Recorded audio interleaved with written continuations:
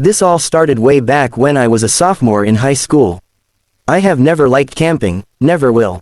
The dirt gets everywhere, bugs crawl into places they have no business being, and no matter how much you fluff that sleeping bag, you wake up feeling like you slept on a pile of rocks. My dad, though, he is the total opposite.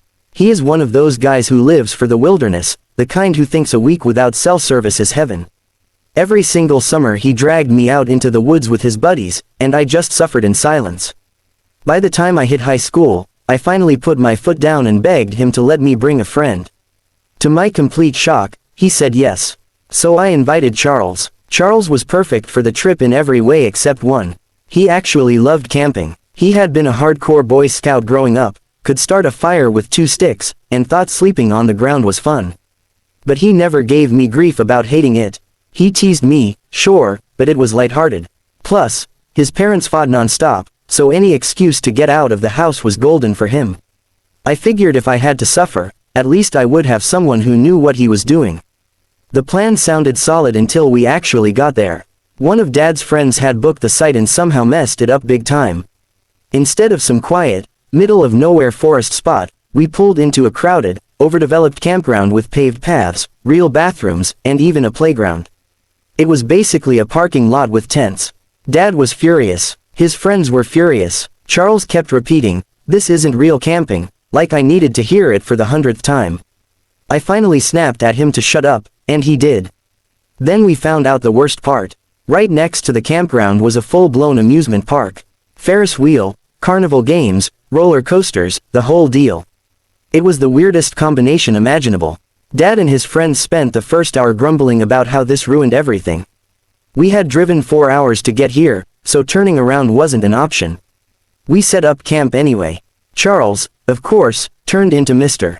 Perfect Camper. He had our tent up in 10 minutes flat, every knot textbook perfect. Even my dad gave him a quiet nod of approval, which annoyed me more than it should have.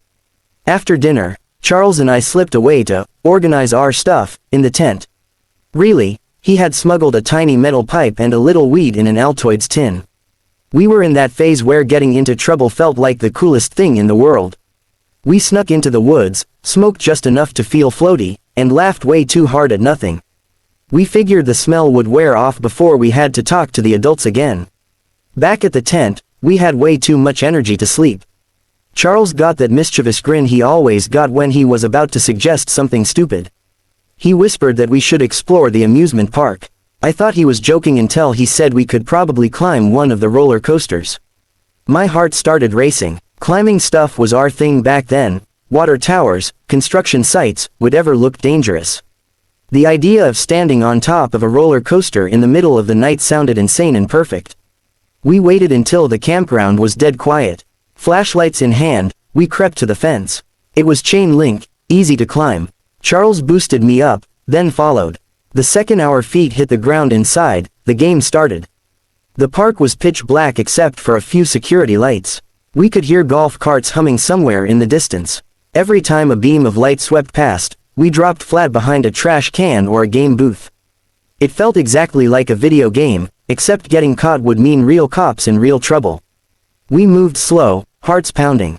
At one point a guard came way too close, so we sprinted across an open walkway and dove behind a cotton candy stand. We were laughing under our breath, high on adrenaline. The roller coaster looked huge up close. We found the maintenance stairs bolted to the side and started climbing. The metal clanged softly under our sneakers. Halfway up there were no railings, just open air and a long drop.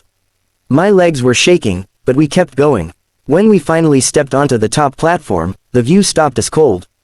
The whole park spread out below us like a dark, sleeping dragon. You could see the campground lights in the distance, tiny and peaceful. Charles pulled out his phone and snapped one quick picture. We didn't dare take more. We didn't want the flash to give us away. We stood there maybe 5 minutes, feeling like we owned the world. Getting down was faster. The return trip through the park felt easier too. Maybe the guards were slacking, maybe we were just lucky. We were 5 minutes from the fence when a golf cart rolled into view. We ducked behind a snack shack and waited. That's when I saw movement in the shadows between 2 buildings. At first I thought it was just the golf cart headlights playing tricks. Then Charles grabbed my arm and pointed. There was a man crouching about 30 feet away. He was staring right at us. He wasn't a kid messing around. He was grown, wearing torn clothes that looked wet in the dim light. The golf cart rolled past, and for half a second its headlight caught his face. Dark smears covered his cheeks and mouth.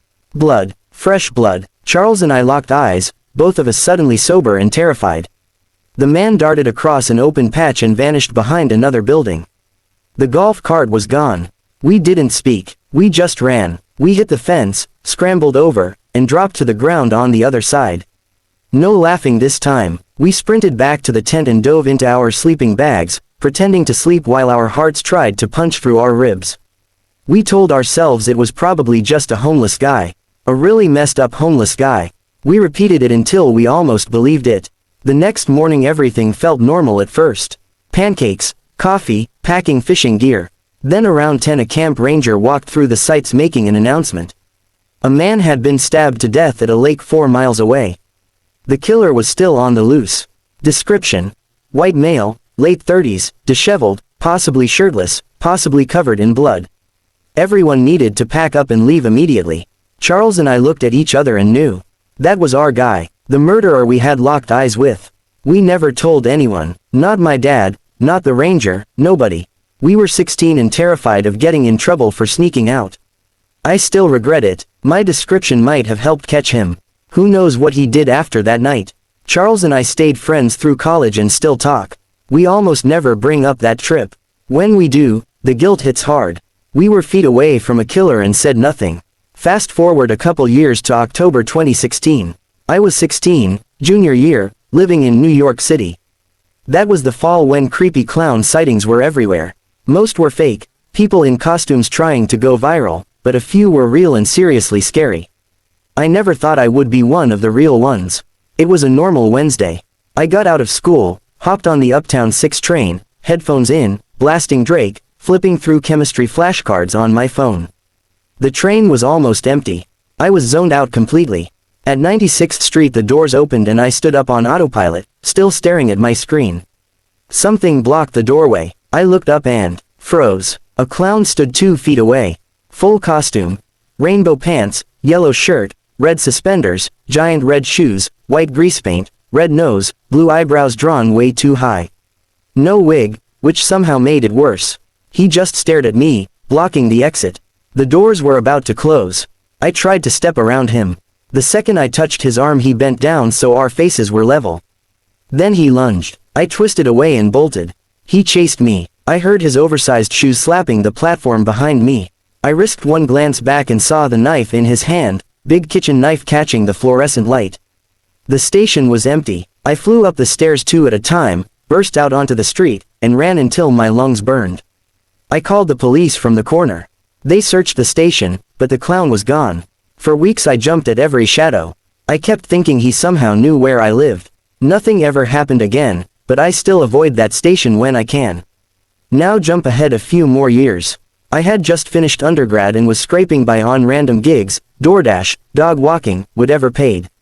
I was glued to Indeed every night looking for something better. One listing caught my eye, private lifeguard at a hotel a few towns over.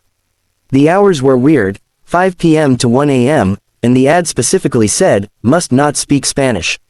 I'm half Mexican and fluent. The town was heavily Hispanic. None of it made sense. But the pay was $30 an hour. That was life-changing money back then.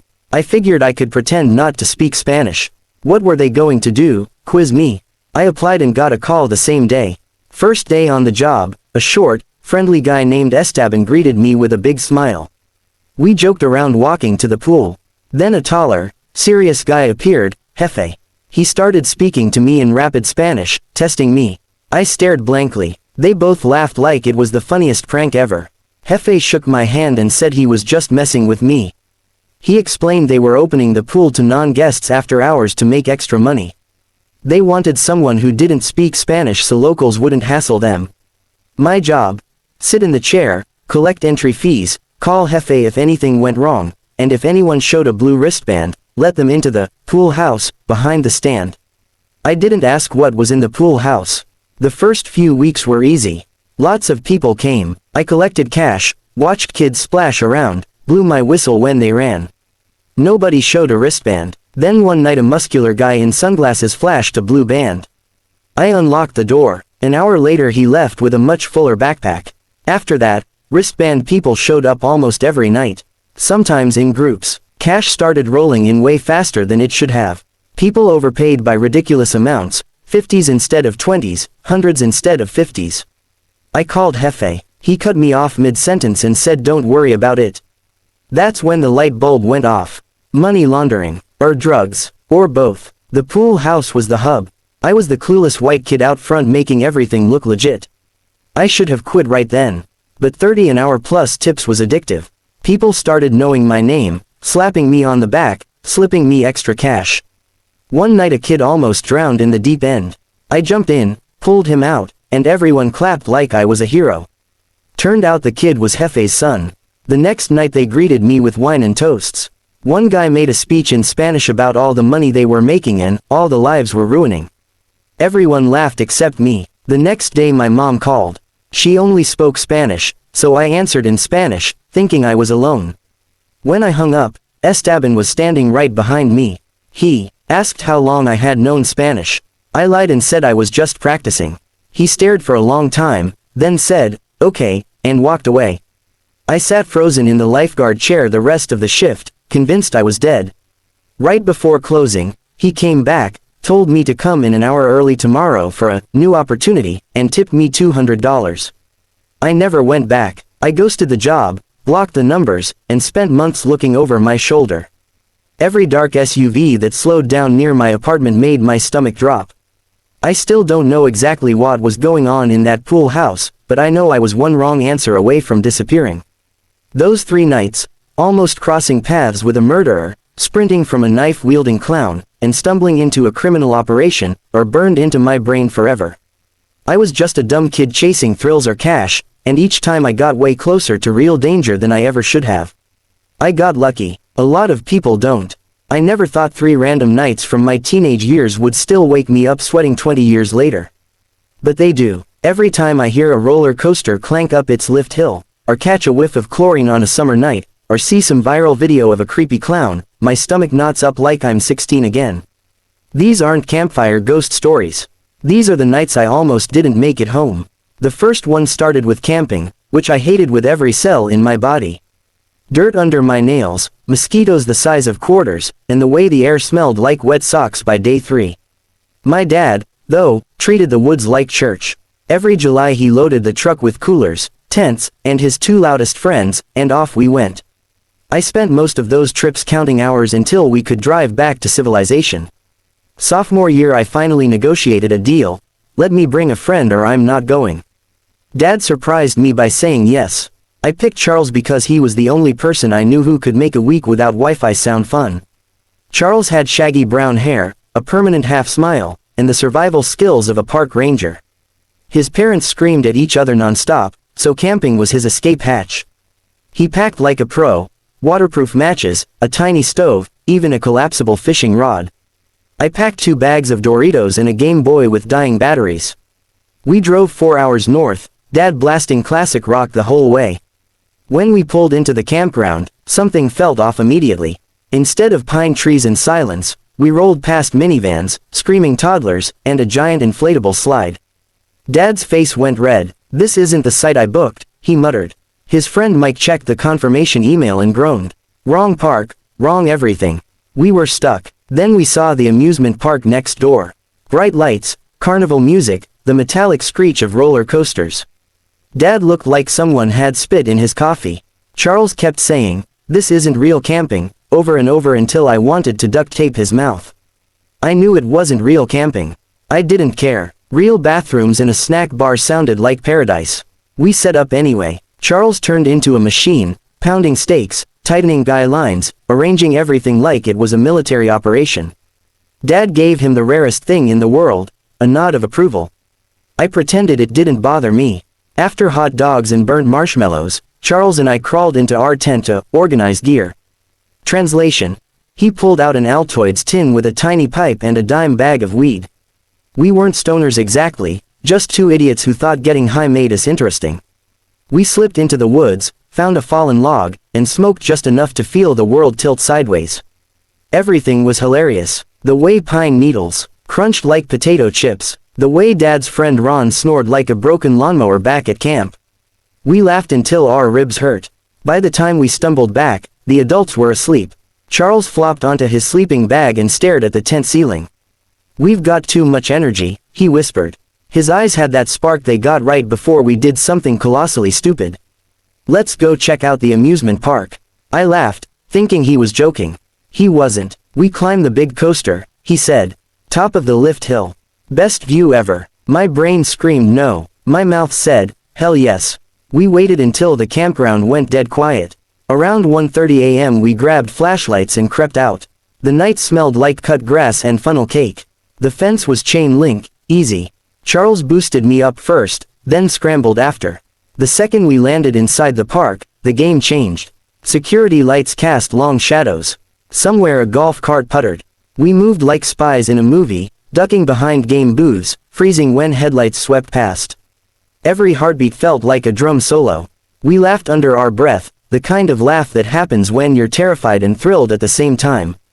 The roller coaster loomed ahead, a black skeleton against the stars. We found the maintenance stairs bolted to the side and started climbing. The metal was cold. Halfway up the railings disappeared, just open air and a 50-foot drop. My palms sweated so bad I almost slipped. At the top we stepped onto the narrow platform where the cars crest before the big drop. The view stole every word from my mouth.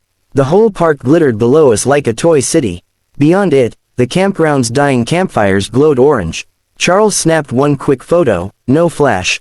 We stood there maybe 5 minutes, wind whipping our hoodies, feeling invincible. Getting down was faster. The trip back felt smoother too, like the park had decided to let us go. We were 5 minutes from the fence when headlights pinned us. We dove behind a snack shack and crouched in the dark. That's when I saw him. 30 feet away, between two buildings, a man crouched exactly like us. Not a kid, not security, just a grown man in torn clothes, watching us. The golf cart rolled past, headlights flashing across his face for half a second. Blood, thick, dark streaks across his cheeks and mouth like war paint. His eyes locked on mine. I couldn't breathe. Charles saw too. His hand clamped my wrist so hard it hurt. The man moved first, darting across open ground and disappearing. The golf cart was gone. We ran. Fence, over, drop, sprint. We didn't speak until we were zipped into our sleeping bags, pretending to sleep while our hearts jackhammered. We told ourselves it was a homeless guy. Had to be. Nothing else made sense. Morning came too bright and loud. Dad made pancakes. Charles and I moved like robots. Around 10 a camp ranger walked through with a megaphone. A man had been stabbed to death at a nearby lake. Killer still at large. Description: white male, late 30s, disheveled, possibly shirtless, possibly covered in blood. Everyone needed to leave. Charles and I stared at each other. Same guy. No question. We never told anyone. Not Dad, not the ranger, nobody. We were 16 and terrified of grounded for life punishment. I still wake up some nights wondering if speaking up would have saved someone else. Charles carries it heavier. We don't talk about it anymore. 2 years later I was 17, junior year, living in Manhattan. October 2016. Creepy clown panic everywhere. Videos of clowns lurking in woods, chasing cars, standing under streetlights. Most were obvious fakes, but a few felt real. I laughed them off like everyone else. Wednesday after school I hopped the Uptown 6 train, headphones blasting Drake, eyes glued to chemistry flashcards. The train was weirdly empty. I barely noticed. At 96th Street the doors slid open and I stood up on autopilot, still reading. Something blocked the doorway. I looked up. A clown stared down at me. Full costume. Rainbow pants, yellow shirt with red polka dots, giant red shoes, white grease paint cracked at the edges. Red nose. Blue eyebrows arched like he was permanently surprised. No wig, which somehow made it worse. He just stood there, filling the doorway, not moving. The doors closing chime dinged. I had maybe 4 seconds. I tried to step around him. The second my shoulder brushed his sleeve he bent at the waist, bringing his painted face level with mine. I smelled grease paint and sweat. Then he lunged. I twisted away and ran. His oversized shoes slapped the platform behind me. I heard myself screaming but couldn't stop. I risked one glance back and saw the knife, long kitchen knife catching the fluorescent lights like a horror movie prop. The station was deserted. I flew up the stairs 2 at a time, burst onto 96th Street, and kept running until I hit a bodega. I called 911 with shaking hands. Cops came, searched the station, nothing. The clown had vanished. They told me I was safe. I wasn't. For weeks I took different trains, checked under my bed, jumped at shadows. I kept waiting for him to show up outside my window. He never did, but 17-year-old me was convinced he knew my name. Fast forward again. I'm 24, fresh out of undergrad, bouncing between gig jobs. DoorDash, dog walking, barista shifts, anything to pay rent. I lived on Indeed, refreshing listings like a slot machine. One night I found something weird. Private lifeguard, hotel pool, 5 p.m. to 1 a.m., $30 an hour. Must not speak Spanish. I'm half Mexican, fluent since kindergarten. The town was 90% Hispanic. None of it added up. But $30 an hour was rent plus groceries plus maybe a life. I applied anyway. They called 2 hours later. Interview tomorrow. I showed up in my best polo.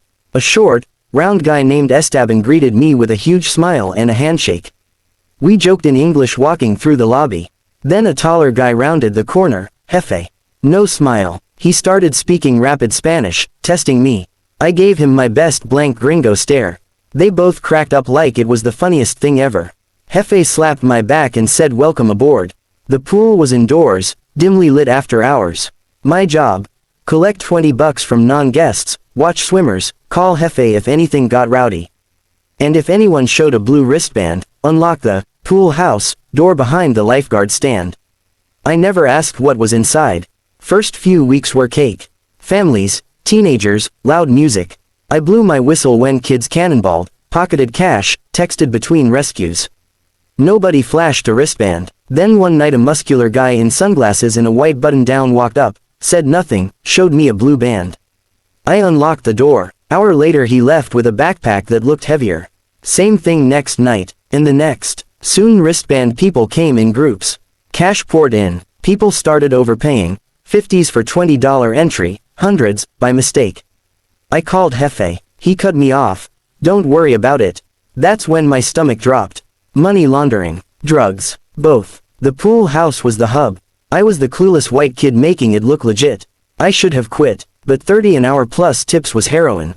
People learned my name, slapped me on the back, bought me sodas. One night a little boy wandered too deep. I dove in, pulled him up coughing. Everyone clapped. Turned out he was Jefe's son. Next shift they greeted me with plastic cups of wine and toasts. One guy raised his glass and bragged in Spanish about all the money they were making, destroying lives. Everyone laughed. I smiled like I didn't understand. The next day my mom called. She only spoke Spanish. I stepped away from the pool to take it, thinking I was alone. When I hung up, Esteban stood 3 feet away, arms crossed. How long you known Spanish, amigo? He asked quietly. I lied, said I was practicing with Duolingo. He stared so long I felt my pulse in my teeth. Finally he said, okay, and walked away. I sat frozen in the lifeguard chair the rest of the night, waiting for someone to drag me into the pool house and never let me out. Right before closing he came back. Told me to come in an hour early tomorrow for a new opportunity. Tipped me $200 cash. I never went back. Blocked the numbers, deleted the texts, took every penny I'd saved and moved 2 towns over. For months I jumped at every dark sedan. Every knock at 2 a.m. made me grab the baseball bat by my bed. Nothing ever happened, but I know how close I came. 3 nights, 3 dumb decisions. One almost put me face to face with a murderer. One almost got me stabbed by a clown. One almost disappeared me into whatever was happening behind that pool house door. I got lucky. Most people don't. Sometimes I see Charles at weddings or holidays. We hug, talk about jobs and kids, never about that night on the roller coaster. But we both know it's there, hanging between us like smoke that never quite clears. Sometimes I take the 6 train just to prove I can. I still check the platform twice. Sometimes I drive past that hotel. The pool is still open. Same hours, same blue wristbands, probably. I never slow down. 3 nights that should have been footnotes became the spine of my whole life. Every safe choice I make now is because I remember how easy it is to step off the edge and fall. I'm 36 now. Mortgage, dog, minivan in the driveway. But every summer when the air smells like cut grass and funnel cake, I'm 16 again, standing on top of a roller coaster, staring down at a blood-smeared face in the dark.